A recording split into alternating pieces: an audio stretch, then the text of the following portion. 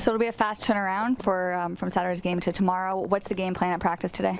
Just rest and recovery. We'll go through some set pieces. We'll watch some video off of the last game against St. Louis, as well as a preview of Montreal, and just get ready for tomorrow. But mainly it's about rest. And you've played this team before. You won 2-0. Going into this game, will you be making any adjustments? The last time we played them, we thought set pieces were always going to be an important factor. They played against St. Louis the other day and gave up a set piece, so we want to put high focus onto that as well. We got a few personnel changes, but other than that, it's mainly about ourselves. And you're still missing a core group of guys at the Pan Am Games. How do you feel that your team have stepped up without them being here? Yeah, I think the young players have stepped up and showed a good level for themselves, brought good energy, and also their quality is pretty good as well.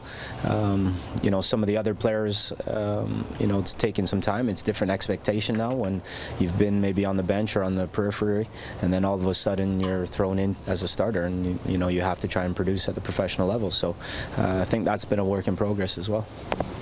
Could we expect someone like Bono getting a start within these two games? You play tomorrow and you play Friday. Are you expecting to change it up?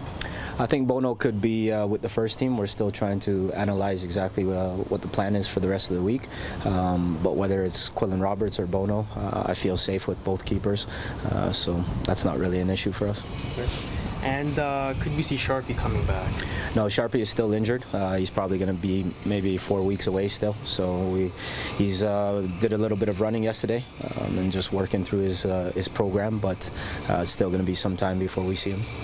Right. So we got the 401 Derby tomorrow. Do you see a bit of more motivation in the team with the players to pick up the 3 points in front of home fans? Well, I hope so. I mean, the first half the other day, we weren't happy with our performance and our ability to compete, or lack thereof. In the second half, they turned it around and took the game to St. Louis. In terms of these games against your biggest rival, there shouldn't be much motivation needed. We played them before. We know what they're all about. They're a good young footballing side as well, and want to play football, as do we ourselves. So we're looking forward to the challenge. And Sal, you know, joined the team this week.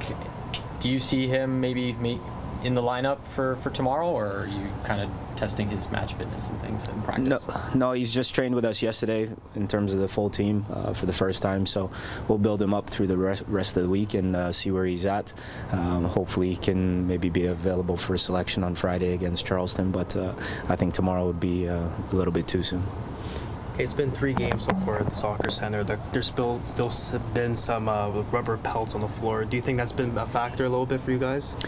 No, I think the Ontario Soccer Center is doing a good job in getting the pitch ready. I think the players have said that there's been an improvement from the first couple games to last game, so it's not an excuse for us. Both teams have to play on it, and you know, moving forward, it can only get better.